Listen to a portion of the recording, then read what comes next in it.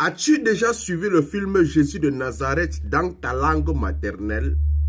Sinon, je te conseille d'aller chercher le CD et tu suis le film Jésus de Nazareth dans ta langue maternelle. Quand tu finis de le faire, tu viens maintenant suivre cette vidéo.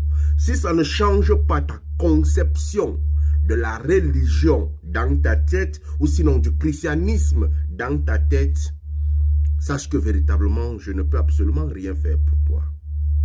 Le film de Jésus de Nazareth est tourné en 1975, pratiquement 10 ans après les indépendances des pays africains.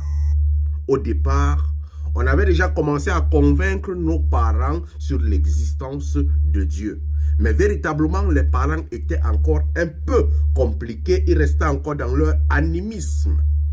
Lorsqu'on vient tourner Jésus de Nazareth, les parents regardent Jésus parler dans leur langue maternelle. Ils se posent des questions et ils commencent à faire confiance au fait que si Jésus parle dans ma langue maternelle, alors Jésus-Christ est vrai.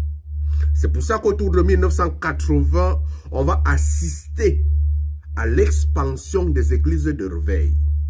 Les peuples africains croient facilement au fait que Dieu et Jésus existent parce que hier, Jésus a parlé dans sa langue maternelle.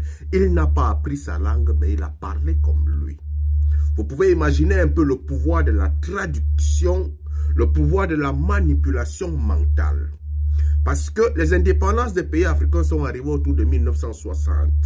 Mais il fallait continuer à contrôler ce peuple. Et comment contrôler ce peuple? Il fallait accentuer la puissance de la religion dans leur cerveau, les amener à comprendre que oui, Dieu est blanc. Et dans le film de Jésus de Nazareth, Dieu était réellement blanc. Les peuples africains à ce moment, 1975, ne connaissent pas encore véritablement ce que c'est la technologie.